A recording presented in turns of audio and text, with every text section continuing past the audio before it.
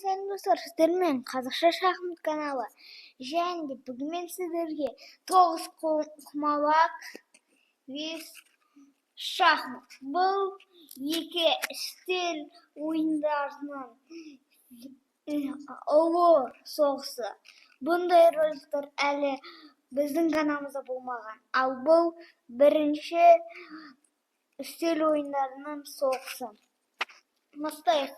Біріншісі ойынның пайдалығы. Ойынның пайдасынан бізде 9 құмалақтың да беретін пайдасы бар. Бірақ та шахмат политикаға және тағы басқаға политикаға, стратегияға және де ақылға үйрететін болған соң 1-0 шахмат үскеретір. Ойынның қызықтылығын сіздерді білмеймін. Негізі мен шахмат қызығырақ деп ойлаймын. Себебі ол жерде сен басқарасың, басқа фигураны, ал 9 құмалақ примерно скучно болып кетеді. Егер 9 құмалақ болмаса жазып кетсеңіздер болады. Және келесі бізде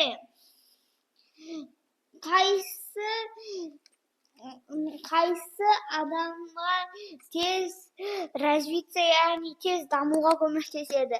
Бірақ та 3-0 шахмат жасайдым. Және де енді бұл Үндістан ойыны шахмат ұтып жатыр. 9 құмалақ біздің ойынға қарсы. Негізі біздің ойында ақылды да басқаны да береді, ол да қызық болып келеді кішкене скучнасы бар. Бірақ та ол орташа да ұстап тұрады, ал шахмат выше. Енді көп танымалға бізде шахмат 4-0 болады. Себебі шахматты көп адам біледі, 9 құмалақты максимум Қазақстан, Қырғызстан, Өзбекстан біледі. И это не факт. И осындай стиль ойындары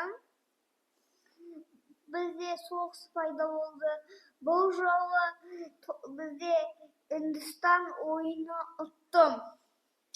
Егер де екінші частын көргілеріңіз келсе, көп лайк, комментарий жазып, және де қоңыраудан басуды ұмытпаңыз.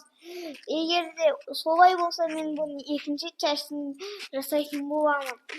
Және де барлықтарыңызға көргендеріңізге рахмет. Сау болыңыздар.